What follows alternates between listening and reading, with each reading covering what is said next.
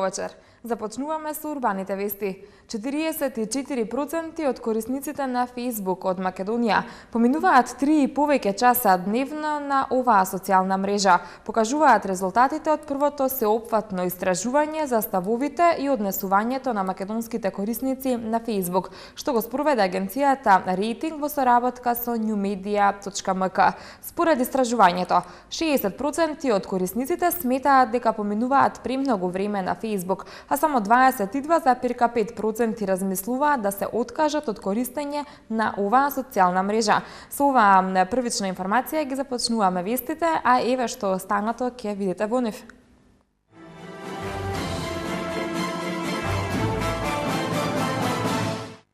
Даниел Илиевски со најдобра фотографија од конкурсот на општина Илинден. Децата без родители добија подароци од Виталија. Хера порачува да престанат манипулациите во кампањите. Имаш право на избор, избери живот.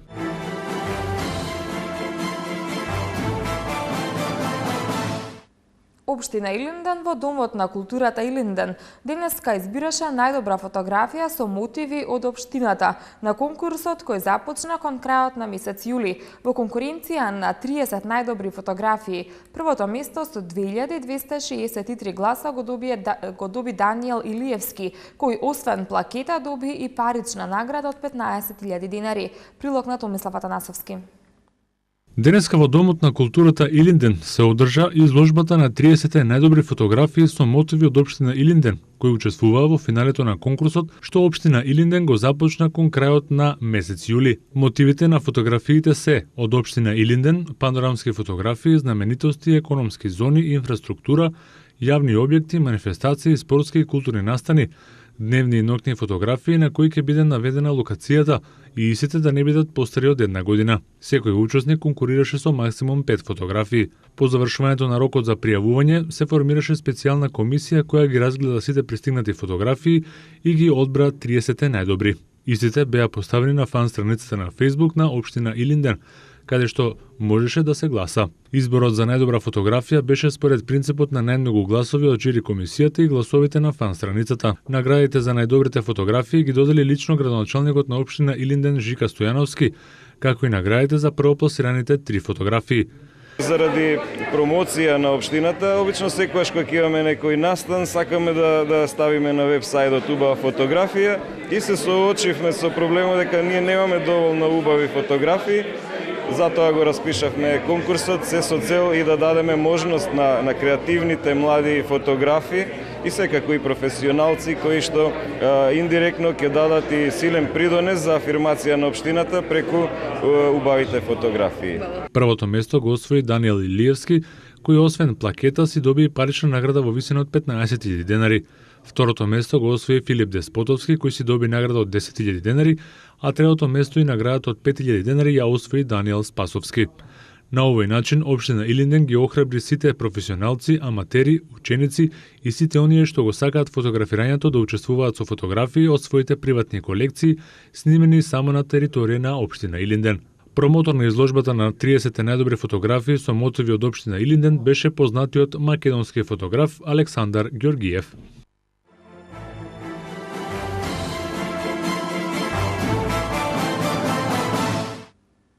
Сдруженијето за емансипација, солидарност и еднаквост на жените во Република Македонија ЕСЕ, заедно со Хера, побараа да запрат кампањите со кои преку континуирана промена на свеста се стигматизираат жените кои направиле абортус, а со тоа се манипулира со правото на избор и абортусот се прогласува за убиство. Загрижувачки резултати покажуваат резултатите од заедничкото истражување на овие здруженија за влијателноста и за трошоците на владината медиумска кампања против абортусот. Имаш право на избор, избери живот. Речиси половина од младите испитаници или 45% на возраст од 15 до 24 години ја осудуваат жената која направила абортус, односно 37% од сите испитаници. Наспроти ова 76% од гинеколозите и 67% од испитаниците кои биле дел од истражувањето сметаат дека абортусот е слободен избор на жената. Владината кампања Имаш право на избор, избери живот бележи гледаност кај 61% од населението, а 63% од тие што ја гледале се согласуваат со пораките кои ги испраќа. Дека не треба да се абортира е главна порака на кампањата, идентификувана кај 28% од одговорите на испитаниците, стои во анализата. Од здруженијата посочуваат дека иако не ги добиле бараните информации за потрошените средства, но според податоците достапни во 2009 година за оваа кампања на годишно ниво се трошат по најмалку 36 милиони денари, односно двојно повеќе отколку што владата издвојува за програмата за рана детекција на малигни заболувања во однос на компонентите за рано откривање на карциномот на дојката и карциномот на грлото на матката. Наместо вакви кампањи, од ХЕРА и ЕСЕ препорачуваат државните средства да се насочат кон проверени мерки за редуцирање на бројот на абортуси, кампањи за едукација на младите, девојките и жените за контрацепција, потоа обезбедување подостапна контрацепција, воведување на сеопфато сексуално образование во училиштата, на раст на средствата за програмата за активна заштита на мајки и деца. 3/4 од испитаните гинеколози сметаат дека со последните измени во Законот за прекинување на бременоста ќе се утежни пристапот до абортус, а само 37% од општата популација се информирани за промените во законот, додека половина од нив сметаат дека со него се намалува правото на жената за слободен избор, стои во заклучоците од истражувањето. Децата од Домот за деца без родители 11 октомври добија пакетчиња со производите на Виталија. Раководителката на воспитната служба во Домот информира дека подароците ќе бидат искористени во насока на нивно оспособување сами да си подготват храна. Дечињата од Домот за деца без родители 11 октомври денеска добија подароци од компанијата за здрава храна Виталија. Како што истакна координаторот на стручниот тим на Виталија Оливера Ѓорѓиовска, повод за подарувањето е одбележување на 20 годишниот јубилеј под мотото 20 години здрава храна за здрави генерации. Со добиените пакетчиња, дечињата ќе имаат можност да научат нешто повеќе околу здравата исхрана, но и да добијат повеќе внимание и љубов низ игра и забава, додаде Ѓорѓиовска. Решивме покрај се, сепак на децата да ги дадеме она што тие најмногу го сакаат.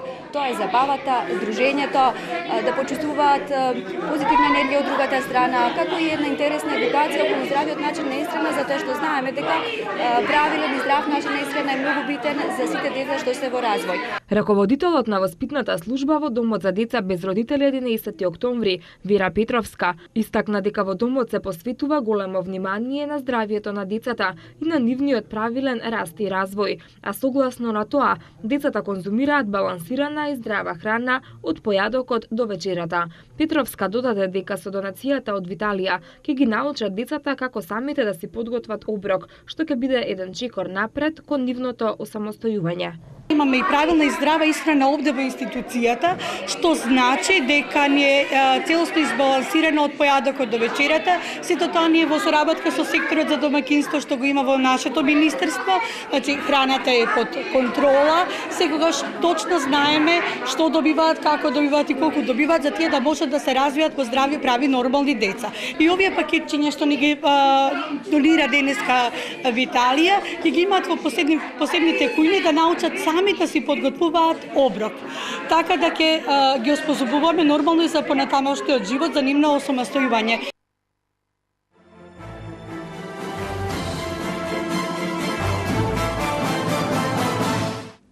Медиумите имаат голема важност во едно демократско општество, затоа што тие помагаат во креирањето или рушењето на одредени стереотипи и предрасуди, истакна министерот за труд и социјална политика Диме Спасов на денешната јавна седница на тема Родот и медиумите, организирана од Советот за радиодифузија.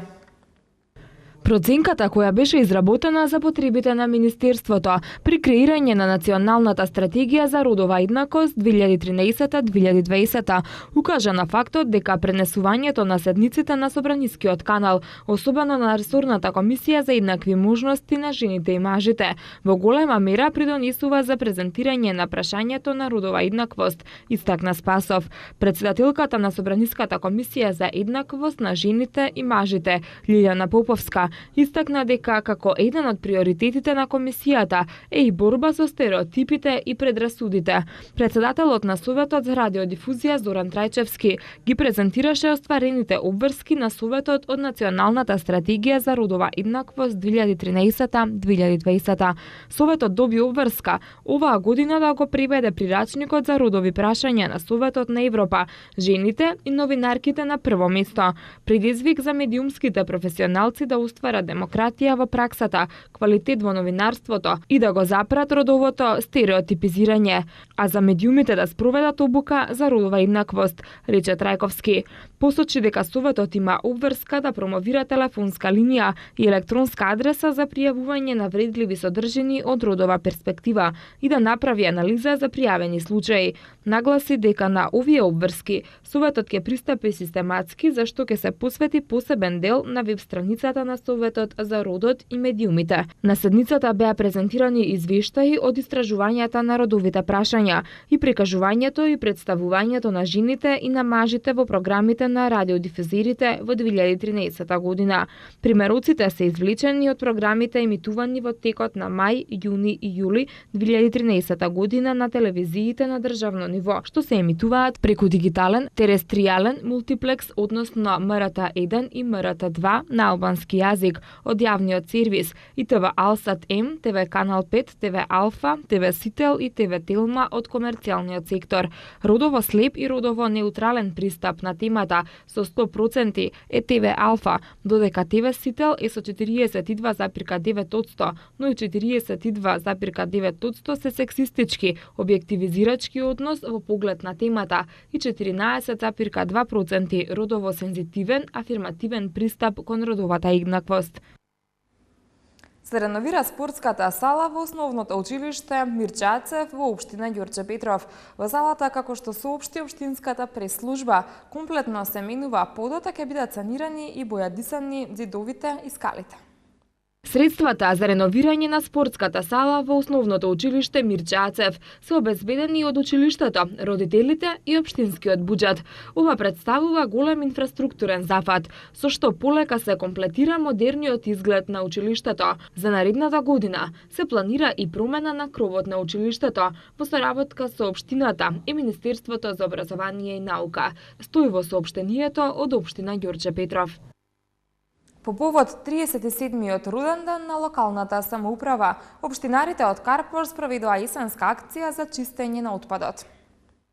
Распоредени на 10 различни локации ширум општина Карпош, околу 150 административци собираа отпадоци, лисја, искршени гранки во тревните површини, по улиците, околу зградите и во другите делови од урбаните заедници. Станува збор за традиционална еколошка акција, која општина Карпош редовно ја реализира секоја година во рамките на деновите на општината.